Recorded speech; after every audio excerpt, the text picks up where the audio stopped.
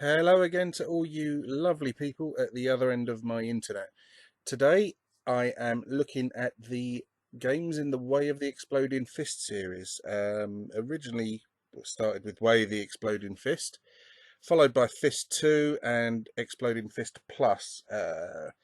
Melbourne House, of course, and Beam Software responsible for all three games, but the third game is published by Firebird, I believe. Anyway, Way of the Exploding Fist. Here we go. This is easily the best out of the series and one of the best Spectrum games of all. One of my favourite ones. I always remember when my mate got it on his Commodore 64, thinking it was absolutely fantastic, and he was like, "Oh, Spectrum will never be able to do this."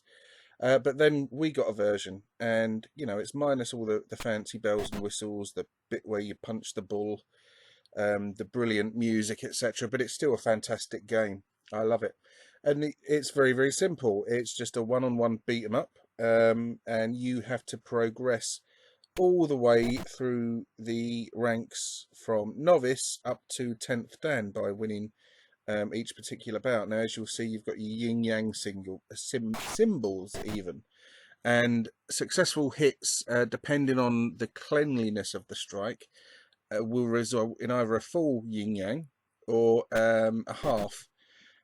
If you get two full ones, that means you win the bout, and you move on to the next round. And each level is 2 rounds, I believe, or it might even be one. I can't remember. Actually, it's a couple of hours since I recorded the video. Never mind. Anyway, this is still a great game to come back to and play. I really enjoyed my time with it. It's a little bit tricky to play with the keys, but it is manageable. Check it out. I'm sure you have already. Everyone in the universe has played Way of the Exploding Fist. And so I'm just going to let this bit play to an end, and then we're going to move on to Fist 2, the second of the games in the series.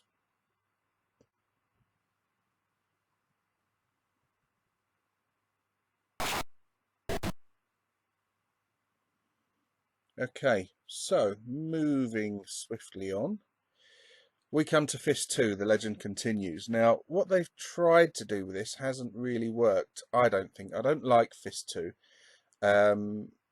If you look at the box art, I've always found that quite funny. There's all this punch-ups going on around the place, and Geezer decides to try and boot the table over, not pick on someone to fight. He's going to take it out on the table. Anyway, Fist 2, like I've said, I don't like it. I wasn't a huge fan of it at the time. I was very, very disappointed when I first played it.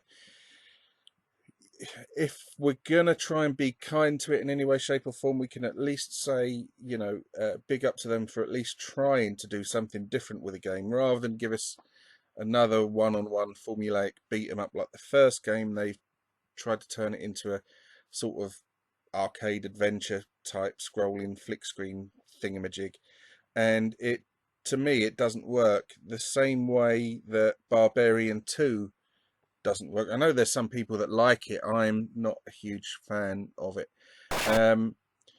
You seem to spend an awful lot of time in Fist 2 just wandering about looking for someone to fight. I can't remember what the aim of the game is. I should really have read the instructions, but I didn't bother. I just downloaded the game and off I went.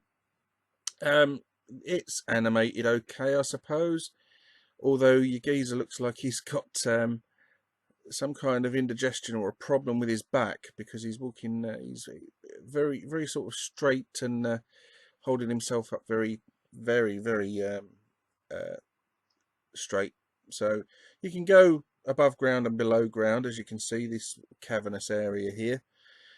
And not an awful lot happens in the game. Now, to me, it's sort of reminiscent as well of the other Melbourne House game, Fighting Warrior. I don't know if any of you will remember that, but that was a kind of desert style, ancient Egyptian sort of wander about and beat things up type thing. And it's like with Fist 2, they've tried to mesh that gameplay with Way of the Exploding Fist, and it doesn't quite come off. But give them credit for trying it differently, I suppose, but it's not for me, Fist 2.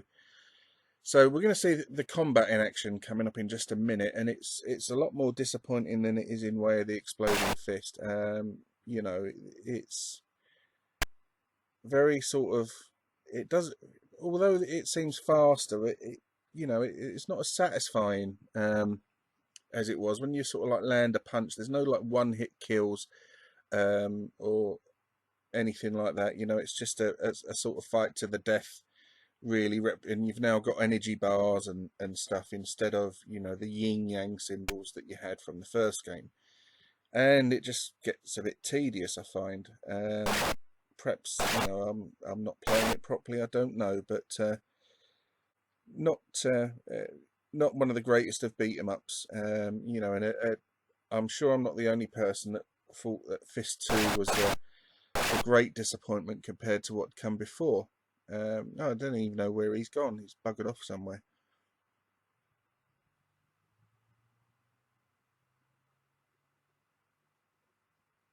You know, I suppose they capture the sort of the style they're aiming for. You know, it's obviously set in some kind of feudal Japanese era, and graphically, like I say, it's quite nice. I suppose giving it something over its predecessor is the fact that, you know, there is some kind of variety in the baddies now. You can see this particular chap here, he's got some kind of face mask on. But Fist 2 is ultimately quite a boring, dull game to play. And this is the first time I've played it in years. It's only because I wanted to show you the series of games in action that that I sort of loaded it up. I did have it back in the day, but I had it when Mastertronic released it or re-released it. I didn't have the Melbourne House version. So let's see how we do with this, because we're moving on to Exploding Fist Plus very, very quickly. Now here we go. This is an awful loading screen, I think. It's just, you know, not very good at all compared to, at least the other two had sort of like semi-decent loading screens. And he doesn't look like he's just come out of Street Fighter, does he? Not accusing him of anything, but hey ho. So Fist Plus tries to go back to the sort of the fighting mechanics of the first game, and it borrows heavily from IK Plus, as you can see, in adding a third fighter. Now, although I've got the keyboard control set, it's, you know, and I've played all these keys on keyboard, this seems to be the worst playing out of all three of them, the actual sort of fighting. It's really difficult to sort of work out what's going on, and, you know, the animation, the sort of the fighting, I'm going to have to compare it to IK Plus, because when you see it, that's what you're going to think. You know, none of it is as satisfying as it is in Activision's game. I suppose you can give it, you know, the fact that the backgrounds are animated, or the background. I'm not sure if there are any other backgrounds in the game, but it's just I was playing this and I wasn't really enjoying it at all. Anyway, you can see for yourselves. A fantastic first game, let down by, I suppose, an ambitious but ultimately flawed, very flawed sequel, and then sort of a third game that's not really any good. Take care of yourselves. Thanks for watching, and goodbye.